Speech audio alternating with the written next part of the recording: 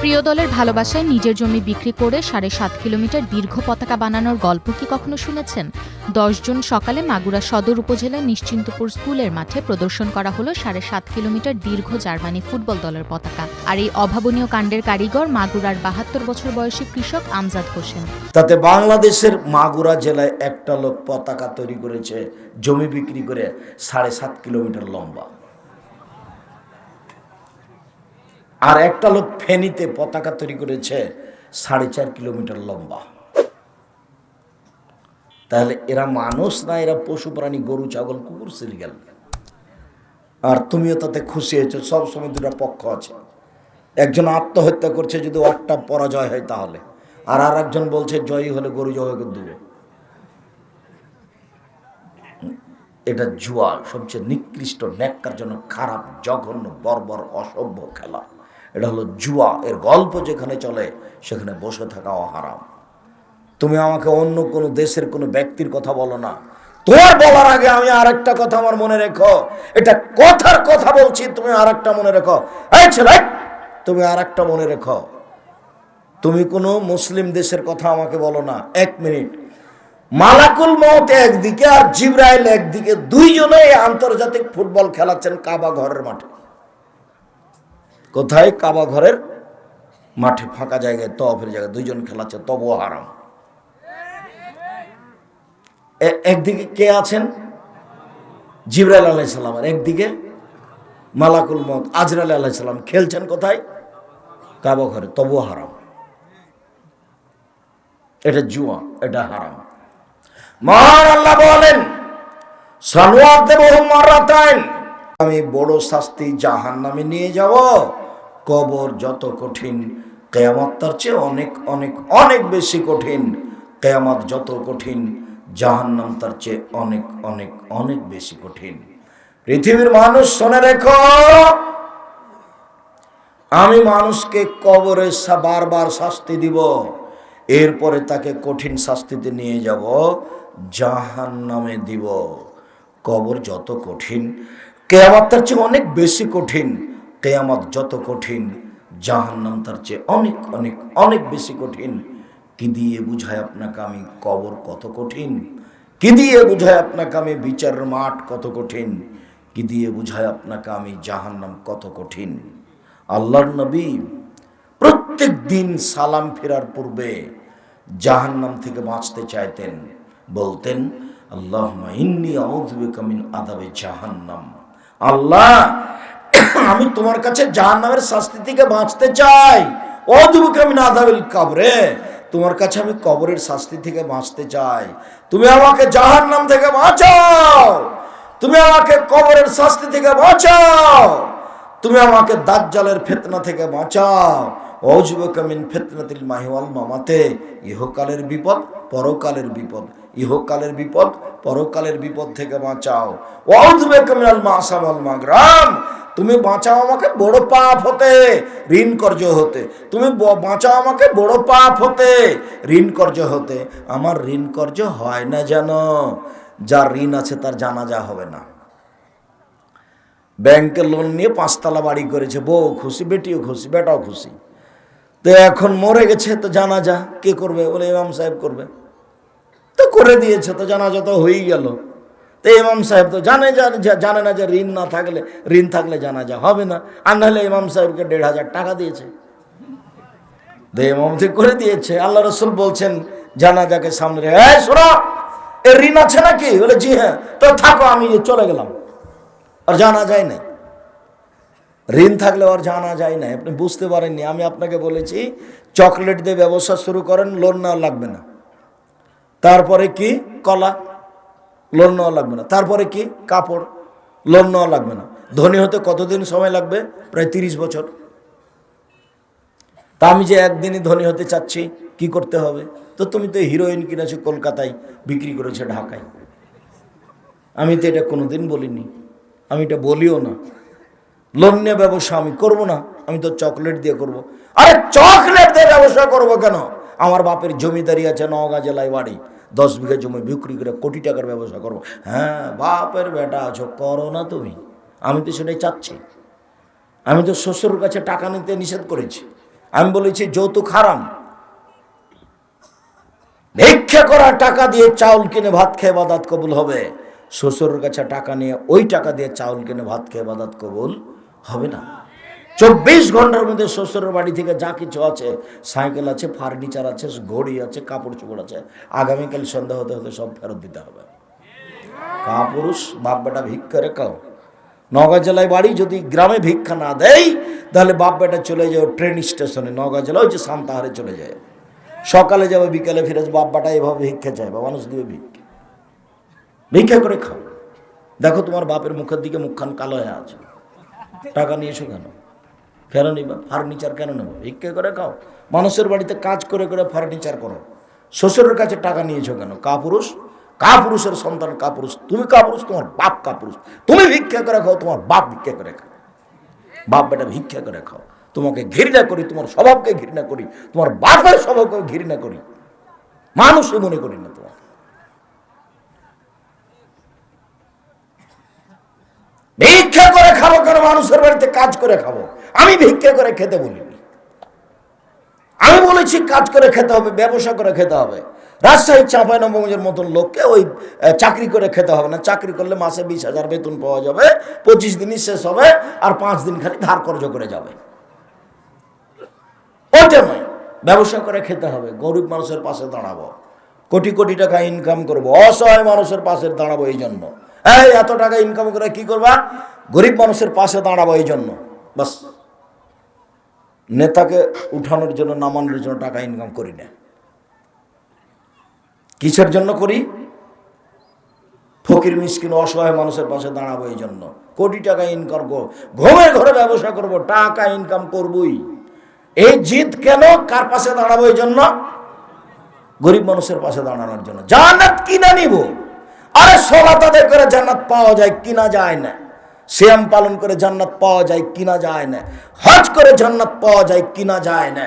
আমি তো হজ করছি, সালাত আদায় করছি, পাবো আশায়, এটা থাক, আমি জান্নাত কিনে নিব। টাকা দিয়ে দেবো অসহায় মানুষকে, দিয়ে আল্লাহকে বলবো জান্নাত কিনে নিচ্ছি। তুমি যখন বলেছ, আল্লাহ তুমি যখন বলেছো যে টাকা দেওয়ার মাল দিয়ে জান্নাত কিনে নাও, আমি বেচে দিলাম, তোমার কাছে কি বিক্রি করে দিলাম, নিয়ে নাও, তো আমিও টাকা দিয়ে কিনে নিয়েছি।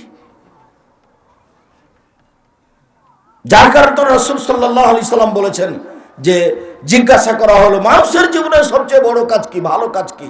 মানুষ তো অনেক কাজ করে। কি করে? কোরআন তেলাওয়াত করে। কি করে? সুবহানাল্লাহ বলে। কি করে? হজ করে। কি করে? সালাত আদায় করে। কি করে? সিয়াম পালন করে। অনেক কাজ করে। তো সবচেয়ে ভালো কোনটা? মানে সবচেয়ে ভালো হলো দুস্থ গরিব ফকির মিসকিনকে খেতে দেওয়া, তুতি মুক্ত, এটা হলো সবচেয়ে ভালো কাজ।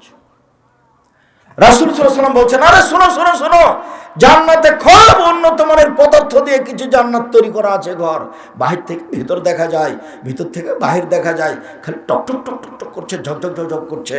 আল্লাহ নবী, এত দামি ঘরে কে যাবে? এত দামি ঘরে কে যাবে? তখন আল্লাহ রাসূল বলছেন, মাতা তো আমা, ফকির মিসকিন দুস্থ গরিবকে খেতে দেয়, সে যাবে। এটা আল্লাহ রাসূলের মুখের ভাষা, আপনাকে আমি বাংলা করে শোনাচ্ছি। আম গাছে জাম ধরতে পারে, ধরে না। অমাবস্যার রাতে চাঁদ উঠতে পারে, উঠে না। সিংহের ছিদ্র দিয়ে লাঙ্গলের ফল ঢুকতে পারে, ঢোকে না।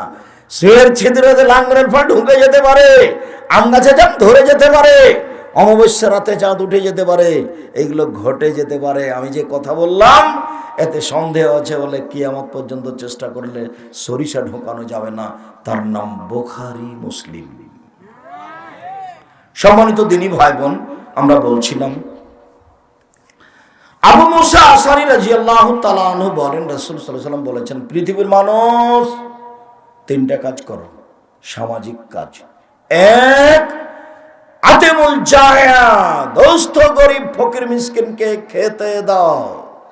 2, উদুল মারিজা, অসুস্থ মানুষকে দেখতে যাও। 3, ফুকুলানি, জেল হাজতে আছে যারা, তাদেরকে জেল থেকে বের করার ব্যবস্থা করো। বুখারী মুসলিম, 3টা আদেশ, সামাজিক আদেশ। দলীয় দাপটে নির্দোষ মানুষকে 1 নম্বর আসামি করে জেলে আছে, জেল দেওয়া হয়েছে। নওগাঁ জেলে 20 বছর থেকে জেলে আছে, ও নিজেও জানে না আমি কেন জেলে। জজ জানে না ঘটনা কি, উকিলও জানে না ঘটনা কি, শুধুমাত্র যে সাজিয়েছে টাকা দিয়ে সেই জানে। কথা কি বোঝাতে পারছি?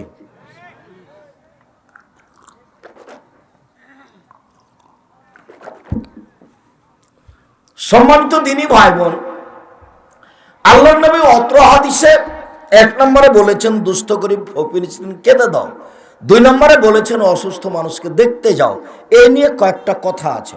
3 নম্বরে বলেছেন বন্দি মানুষকে মুক্ত করো। আল্লাহ নবী বলেছেন পৃথিবীতে সবচেয়ে বড় পাপ 3টি।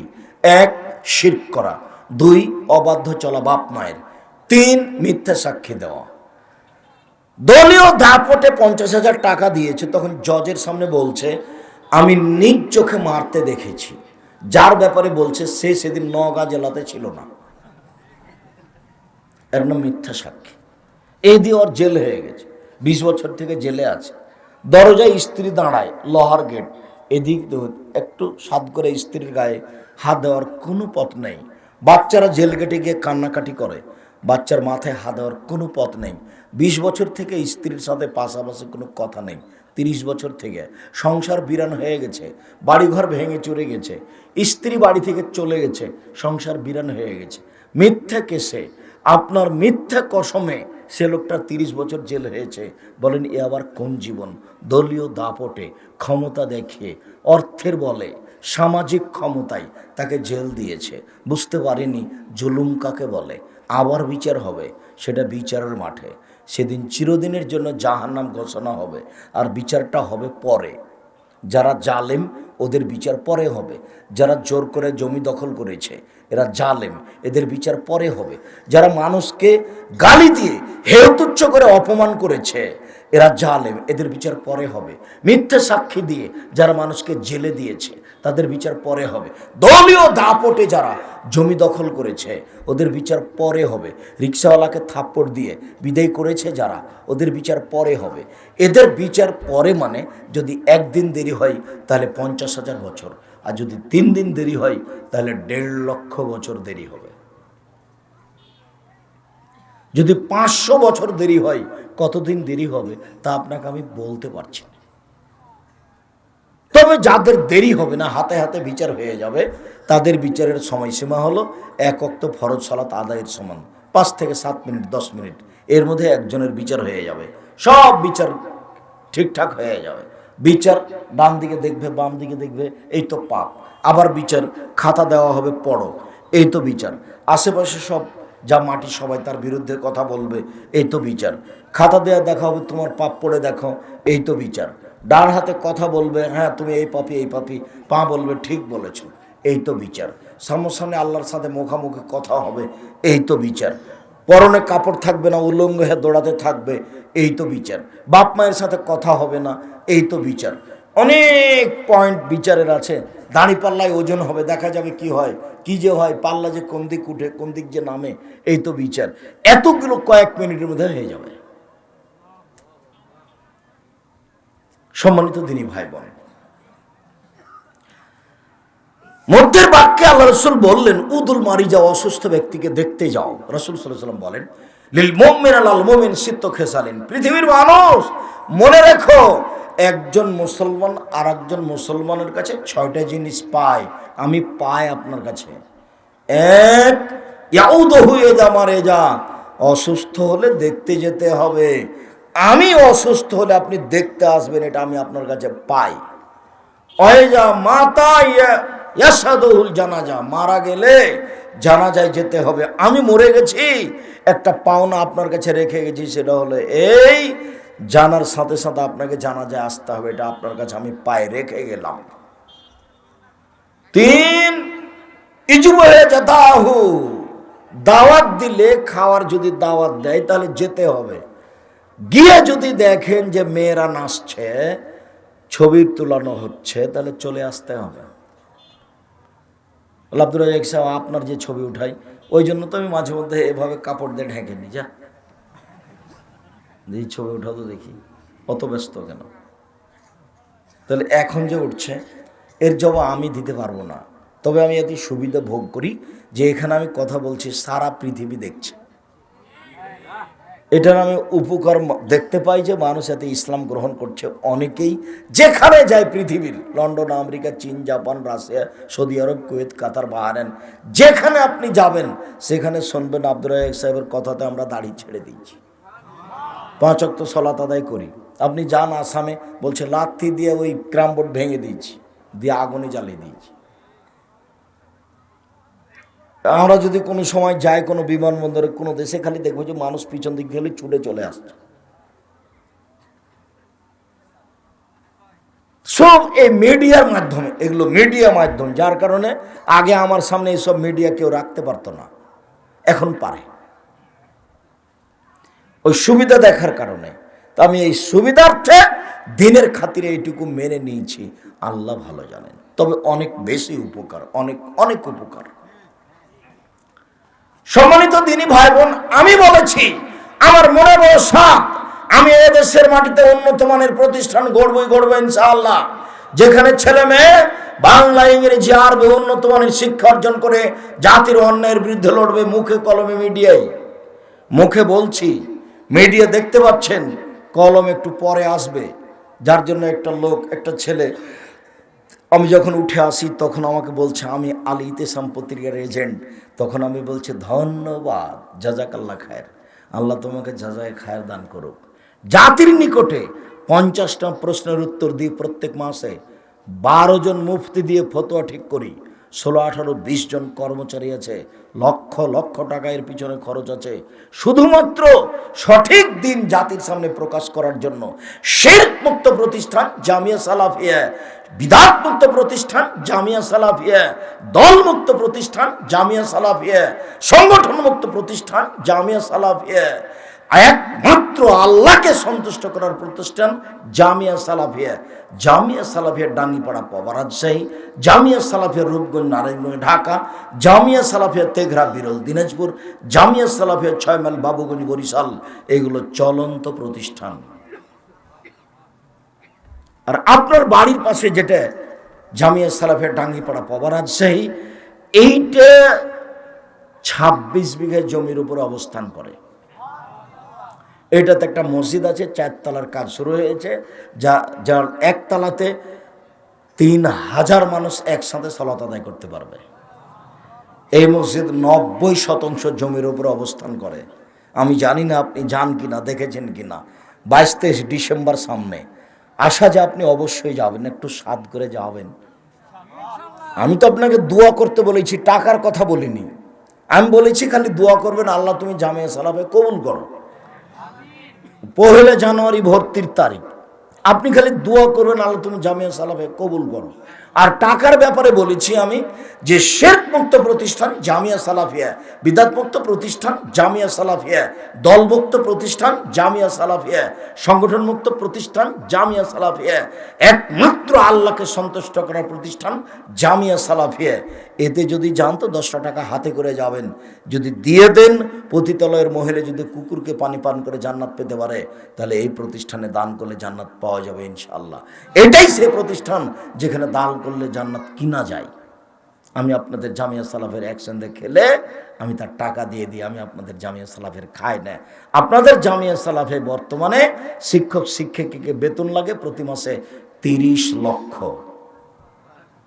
আপনাদের এই জামিয়া সালাফে শিক্ষক শিক্ষিকা কর্মচারীকে কত বেতন লাগে বর্তমানে? 30 লক্ষ। টেনশন ভোগ করবেন না আপনি, কিভাবে যে হয় এটা আপনাকে ভোগ করা লাগবে না, দরকার নেই। আপনি খালি এদিকে থাকেন, আমিও বুঝি না কিভাবে চলে, কাজে আপনাকে আমি বুঝাতে পারবো না। আপনি খালি বলবেন আল্লাহ তুমি কবুল করো। আপনাকে আমি এটা অনুরোধ জানাই, 22-23 ডিসেম্বর আপনি অবশ্যই আসবেন, মনটা ঠান্ডা করে দেখবেন, বিষয়ভিত্তিক কথা শুনবেন। আর এই সাধারণ আলেম ওলামা বক্তব্য দিবে না, যারা দেশ বিদেশের সর্বোচ্চ স্তরের আলেম, যারা কোরআন হাদিসের বড় বড় পণ্ডিত দেশে আছে বিদেশে আছে, দেশ বিদেশের বড় বড় আলেম থাকবে সেখানে। সম্মানিত দিনী ভাই বোন, বলছিলাম রাসূল সাল্লাল্লাহু আলাইহি ওয়াসাল্লাম বললেন, মানুষ মানুষের উপরে 6টা হক রাখে, তার একটা হলো মানুষ মারা গেলে জানাজায় যেতে হবে, মানুষ যদি অসুস্থ হয় দেখতে যেতে হবে। আপনি যদি সকালে দেখতে যান তাহলে সন্ধ্যা পর্যন্ত 70,000 ফেরেশতা আপনার জন্য ক্ষমা চাইবে। আপনি যদি সন্ধ্যায় দেখতে যান তাহলে সকাল পর্যন্ত 70,000 ফেরেশতা আপনার জন্য আল্লাহর কাছে ক্ষমা চাইবে। আপনি যদি জানাজায় যান, মাটি দেওয়া পর্যন্ত থাকেন, তাহলে 2 কেরাত নেকি হবে। 1 কেরাত সমান হলো উহুদ পাহাড়ের সমান। উহুদ পাহাড় হলো 4 কিলোমিটার প্রশস্ত, 8 কিলোমিটার লম্বা। নিচে কত আছে তা মানুষ জানে না। তা আপনি যদি একটা লোকের জানাজায় উপস্থিত হন, হতে তো আপনি বাধ্য, কিন্তু আল্লাহ যে দয়া করে বোনাস দিয়েছেন, এই বোনাসটা কত আপনি হিসাব করতে পারবেন না। সেটা হলো 2 উহুদ পাহাড়ের সমান। 1 উহুদ পাহাড় কত প্রশস্ত? 4 কিলোমিটার। লম্বা কত? 8 কিলোমিটার। নিচে কত? আল্লাহ ভালো জানেন, মানুষ জানে না। তাহলে কত নেকি হলো? আমি বুঝতে পারলাম না, বেহিসাব। ওটা আল্লাহর একটু দয়া, এটা বোনাস। এমনি যেটা দিবেন সেটা দিবেনই। শেষে তিনি বললেন, বন্দী মানুষকে মুক্ত করো। রাসূল সাল্লাল্লাহু আলাইহি ওয়াসাল্লাম বললেন, 6টা মানুষের প্রতি হক রাখে। তার একটা হলো দাওয়াত খেতে যেতে হবে। দাওয়াত খেতে গিয়ে যদি দেখা যায় পাপ হচ্ছে, তাহলে উল্টা ফিরে আসবে, এখান থেকে কথা চলে গেছে, একটু লম্বা হয়ে গেছে, মনে কিছু নেবেন না। আল্লাহর নবীর বাড়ি থেকেও মালাইয়া জিবরাইল ফিরে চলে গেছেন। খারাপ কিছু দেখলে থাকতে হবে না। দাওয়াত খেতে গিয়ে দেখছেন যে ভিডিও হচ্ছে, মেয়েরা নাচছে, তাহলে চলে আসতে হবে। আল্লাহর নবীর বাড়ি থেকে জিবরাইল চলে গেলেন কেন? একটু চলে, ওই বাচ্চাটা যে আপনার কাছ থেকে উঠলো, আপনি খেয়াল করলেন না? যারা আপনারা পাশে দাঁড়িয়ে আছেন, কিছুক্ষণ পরে কিন্তু দাঁড়িয়ে থাকতে চলে যেতে মন চাইবে। সামনে এসে বসেন, শান্তি পাবেন। আর আমি দাঁড়িয়ে থাকা মানুষের সামনে বক্তব্য দিতে রাজি নই জায়গা থাকলে। আমি আপনাকে অনুরোধ করছি, সামনে এসে বসেন। যদি সম্ভব না হয় তাহলে কেটে পড়তে হবে। আল্লাহর রাস্তে ধীরে হেঁটে বাড়ি চলে যান। মানে আপনাকে আমি অনুরোধ জানাচ্ছি বসতে, কেননা আল্লাহ নবী কথা বললে বসতে বলতেন। আর আপনি আমার জন্যই এসেছেন, আমি আপনার জন্য এসেছি, অন্য কোনো কথা নাই এখানে। আর আমি নির্বাচনে ভোট চাইতে আসিনি, আমি এখানে ভোট চাইতে আসিনি, এমন কাজ আমি করি না। আর জীবনে আমি কোনোদিন অপ্রয়োজনীয় বাক্য বলিনি। 32 বছর চলছে বক্তৃতার জীবন। কতদিন চলছে? 32 বছর। 90 সাল থেকে মাঠে আছি। কোনোদিন অপ্রয়োজনীয় বাক্য বলিনি, কোনোদিন কেসা কাহিনী বলিনি, কোনোদিন কারো বিরুদ্ধে বক্তব্য দিইনি, কোনোদিন মাঝহাব নিয়ে কথা বলিনি। পুরো 32 বছরকে যদি তন্ন তন্ন করে তদন্ত করেন, কোথাও পাবেন না আমি যে মাঝহাবের বিরুদ্ধে কথা বলছি। ও পাতাই পড়ি না আমি। সম্মানিত দিনী ভাই বোন, আমি আপনাদেরকে সামনে বসে এসে আলোচনা শোনার জন্য অনুরোধ জানিয়ে বলছি, পৃথিবীর মানুষ শুনে রাখুন, যা মুহাম্মদ সাল্লাল্লাহু আলাইহি সাল্লাম বলেছেন। একদা আল্লাহর নবী খুব সকালে চিন্তিত, মনটা খুব ভারী। উম্মু সালমা বললেন, আপনি চিন্তিত কেন? আল্লাহর নবী বললেন, শোনো, রাতে জিবরাইল আমার সাথে আসার ওয়াদা করেছিলেন, রাতে জিবরাইল আসবেন। রাত পার হয়ে গেল, জিবরাইল আসলেন না। আমি খুব চিন্তিত। চিন্তা অবস্থায় উঠে একটু বিছানার নিচে তাকে দেখলেন একটা কুকুরের বাচ্চা। কুকুরের বাচ্চাটাকে টেনে বের করে ফেলে দিলেন, সেখানে একটু পানি ছিটিয়ে দিলেন। ছিটাতে না ছিটাতে জিবরাইল চলে এসেছেন। তাহলে নবী বলেন, কি ব্যাপার? আপনি না আমার সাথে ওয়াদা করেছিলেন রাতে আসবেন, রাতে আসলেন না কেন? তো জিবরাইল বলছেন, আরে এসেছিলাম তো, আমি ঘুরে গেছি, আপনার দরজা থেকে ঘুরে গেছি, আপনার ঘরে ঢুকিনি। যে ঘরে কুকুর থাকে, যে ঘরে ছবি মূর্তি থাকে, সে ঘরে আমরা ঢুকি না। তা আপনার ঘরে খাটের নিচে কুকুরের বাচ্চা ছিল, সেই জন্য ফিরে গেছি। এই যে আপনি দূর করার সাথে সাথে পানি ছিটিয়ে দিয়েছেন, আর চলে এসেছি। ও তো আসতে গাড়ি ঘোড়া লাগে না, মোটর সাইকেল লাগে না, বাস। তাহলে জিবরাইল ফিরে গেলেন মুহাম্মদ সাল্লাল্লাহু আলাইহি সাল্লামের বাড়ি থেকে। কেন ফিরে গেলেন মনে থাকবে না মনে হয়। খাটের নিচে কুকুরের বাচ্চা ছিল, আর বলার সময়তে বললেন যে আমরা যে ঘরে ছবি মূর্তি থাকে আর যে ঘরে কুকুর থাকে, সে ঘরে আমরা ঢুকি না। আমাদের বাড়িতে যে পাতাতে, বইয়ের পাতাতে যে ছবি মূর্তিটা আছে, ওটা আমরা করি, ওই কালি দিয়ে মুখটা নষ্ট করে দিই, কালি দিয়ে মুখটা নষ্ট করে দিই, নাহলে ওই পাতাটাই ছিঁড়ে ফেলে, আর না হলে ওর উপরে কাগজ লাগিয়ে দিই। আর আপনার বাড়িতে আপনার বাপের ছবি সুন্দর করে সাজিয়ে রেখেছে। আপনি অশিক্ষিত বর্বর সন্তান। আপনাকে আমি যদি অশিক্ষিত মূর্খ প্রমাণ করতে না পারি, জাতির সামনে বক্তব্য দিব না। ওই সময় তো হাঁচি ছাড়লে উত্তর দিতে হবে, তবে যার হাঁচি এসেছে তাকে বলতে হবে আলহামদুলিল্লাহ, তারপর আপনি বলবেন এরহামাকাল্লাহ, বলতে হবে, বলতে বাধ্য। তো নামাজের মধ্যে যদি ওর হাঁচি আসে তাহলে ও আলহামদুলিল্লাহ বলবে, কিন্তু আপনি উত্তর দিতে পাবেন না। বোঝা গেল না কথা? যে সলাতের মধ্যে পাশের লোকটার হাঁচি এসেছে, তো ও তো আলহামদুলিল্লাহ বললো, আমি এখন কি করব? আমি আলহামদুলিল্লাহ বলতে পাবো না সলাতের মধ্যে, বাইরে উত্তর দিতে হবে, এই কথা আল্লাহ রাসূল বললেন। তারপরে তিনি বললেন ইসাল্লামু ইযা লাকিয়াহু, সাক্ষাৎ হলে সালাম দিতে হবে। আমাদের দেশে শিক্ষিত মানুষেরা, এমপি মন্ত্রী চেয়ারম্যান মেম্বারেরা অপেক্ষায় থাকে না, ওই ছেলেটা সালাম দেবে, ওই ছেলেটা সালাম দেবে, ওই ছেলেটা সালাম দেবে, দেয়নি, তখন দুইজন চলে গেছে, সালামই দেয়নি। আর এখনো মিশরে দেখে আসলাম, সৌদি আরবে, মিশরে ওরা এখনো বুঝতে পারেনি যে এমপি মন্ত্রীকে পরে সালাম দিতে হবে, রিক্সাওয়ালাকে আগে দিতে হবে। এটা ওরা বুঝেনি। ওরা বুঝেছে যে আগে সালাম দিবে সে সবচেয়ে ভালো, যে আগে সালাম দিবে সে সবচেয়ে ভালো। অতএব আমি একজন এমপি, রিক্সাওয়ালাকে বলছি আসসালামু আলাইকুম, এই ছেলে অমুক জায়গায় যাবা? আগে কি বলছে এমপি রিক্সাওয়ালাকে? আসসালামু আলাইকুম, অমুক জায়গায় যাওয়া। ওরা এখনো বুঝতে পারেনি যে আমাকে ওই সালাম দিবে। ওরা এখনো মনে করেছে নবী বলেছেন সবচেয়ে উত্তম ব্যক্তি ওই যে আগে সালাম দেয়। মুহাম্মদ সাল্লাল্লাহু আলাইহি ওয়াসাল্লাম বলেছেন সবচেয়ে খারাপ, বর্বর, জঘন্য, শয়তান মানুষ ওই যে পরে সালাম দেয়। ও কৃপণ, আবখাল, সবচেয়ে কৃপণ, বদ। সালামের অপেক্ষা আছে, কেন দেয় না, কেন দেয় না, কেন দেয় না? হ্যাঁ বেটা সালাম দিস না কেন রে? শরীয়ত উল্টে আছে। এটা বাংলাদেশ, তবে এটা নওগাঁ জেলা, রাজশাহীর অন্তর্ভুক্ত। এটা সিলেটও নয়, এটা ফরিদপুরও নয়, এটা আপনার চট্টগ্রামও নয়। ওরা হলো শিরক আর বেদাত দিয়ে ভরা। আব্দুর রাজ্জাক সাহেব আমাদের নওগাঁ এলাকাও একটু শিরক বেদাত দিয়ে ভরা হতে পারে। সম্মানিত দিনী ভাই বোন, অত্র ছটের শেষে আল্লাহ নবী বললেন প্রতিবেশী বাড়িতে না থাকলে তার কল্যাণ কামনা করতে হবে, জরুরি কল্যাণ কামনা, পরস্পরের কল্যাণ কামনা। এই ছেলে কোনোদিন দল করে না জানি, যদি দল করে না খালি মনে চাইবে ও মরে না কেন, ও বিপদে পড়ুক, ও বিপদে পড়ে গেলে বলবো ঠিক আছে, ঠিক আছে বেটা, ঠিক আছে। দল করলে তোমার ভিতরে সংকীর্ণতা আসবে, দল করলে তোমার ভিতরে সংকীর্ণতা আসবে। শয়তান খালি বলবে ওর বদনাম কর, ওর বদনাম কর, ওর বদনাম কর। শয়তান আপনাকে খালি পাগল করে ছাড়বে। সেজন্য এইসব পথে যাবেন না। আব্দুল্লাহ ইবনে আব্বাস রাদিয়াল্লাহু তাআলা আনহু বলেন দাখাল রাসূলুল্লাহ সাল্লাল্লাহু আলাইহি ওয়াসাল্লাম আলা আরাবিন ইয়াউদহু, আল্লাহর নবী একদিন পল্লীর বেদুইন অশিক্ষিত গোয়ার মানুষকে দেখতে গেলেন। আল্লাহর নবী পৃথিবীর সবচেয়ে বড় মানুষ হওয়ার পরেও মেথর, মুচি, ডোম, হাড়ি, রাখাল, কিষান ওদের বাড়িতে দেখতে যেতেন। পল্লীর বেদুইন অশিক্ষিত মানুষকে তিনি দেখতে গেলেন।